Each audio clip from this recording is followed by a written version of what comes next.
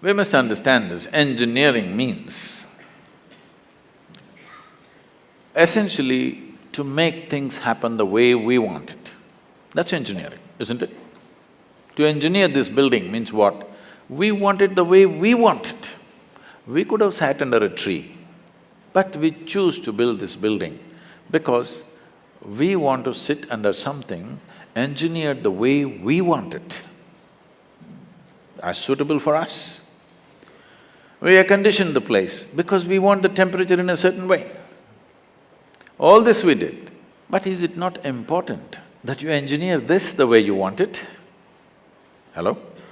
Outside is air conditioned, inside is boiling, what's the point? I'm saying power is being wasted on you. In the last 150 years, with the advent of science and technology, we have more comforts and conveniences than any generation ever could imagine, isn't it? Yes or no? You have more comforts and conveniences than any generation could ever imagine. We are the most comfortable generation ever, physically, materially. But can you say, are you the most peaceful generation? Joyful? Loving? No. Or can you even say you're the most intelligent generation?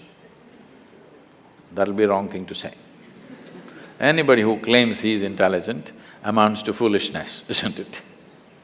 Because the significance of intelligence is, it shows you how many loopholes are there in your intelligence. Only a fool thinks there are no loopholes. A truly intelligent person always sees how many loopholes in my intelligence. The significance of being in a technological institute is not about just getting qualified to get some job somewhere or a passport out of the country. It should become a way of creating life, making life happen better than the way it's happening right now, because this is a fundamental responsibility that we have as a generation of people, because we occupy this space on the planet for a short, brief time. When the last generation gave this planet to us, whichever way they gave it, it's our business that when we leave it little better than the way we had it. Very important. How better? In what way better? You can decide that. I won't say only ecologically better, but in every way better. It must be better than the way we got it. This means we have to engineer ourselves to fit in such a way. See, a well-engineered machine means least amount of friction, isn't it so? Yes? A well-engineered machine means what? Least amount of friction. Heavy friction means badly engineered, isn't it? Isn't that the understanding? So the fundamentals of yoga is this. The fundamentals of yoga is in the geometry of physical existence. If you understand the geometry of what this human mechanism is, the body is, the psychological structure is, the chemical processes are, the energy structures are, if you understand the geometry of this and become capable of observing the cosmic geometry, if these two things are well aligned, suddenly your life hits off like a magic. Your life is no more a miserable drag, but it's magical simply because you have gotten the right geometry of things. Anything that is geometrically perfect will function absolutely smoothly and for a very long time. This is something that you must do to yourself when you're young. It doesn't matter what you want to do in your life. One thing must happen, your body and your brain should not come in your way. They must work for you. Yes or no? Hello? Never your body and your mind should not come in the way of who you want to be. Right now for most people, they themselves are a big issue. When you are an issue, how will you address the issues in the world? If you really want to address the issues in the world, this one should never be an issue, isn't it? I am not the issue here. I am never the problem. If there are problems, I will deal with it, but I am never the problem. This must happen to you, isn't it?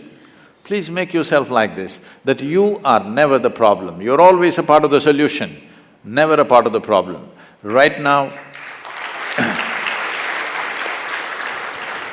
right now we have developed a certain attitude in the country, a whole lot of people, for every solution they invent a problem. For every solution they have found a problem. So there are people who are working for problems, there are people who are working for solutions. Young people should stand up and become a solution for future generations to come and your own life to blossom. Because the greatest fulfillment in one's life is that you function in such a way that you could do something which is much larger than yourself. This must happen. This is the highest fulfillment of activity, that you are able to do something which is larger than yourself. Only then you will see fulfillment in activity. Activity is one thing, but most important thing is how you are. People come to me like, right now you're all saying your IIT is the problem, so I'm inviting you to IYC, Isha Yoga Center. Lot of people come to me and say, Sadhguru, these are people who passed out, okay? Sadhguru, my mother-in-law, she's another, you know, from somewhere else she is. I just don't know how to live with this person. And my husband, after all, her son.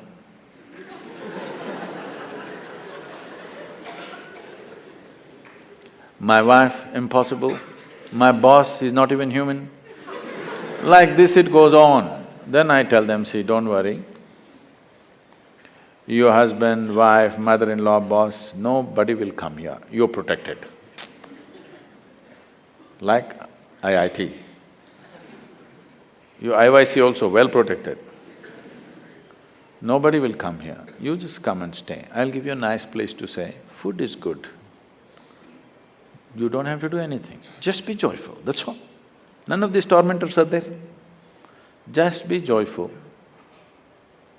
24 hours you leave them in the one room, you must see in how many ways they twist themselves out. When you're alone, if you're miserable, you're obviously in bad company, isn't it?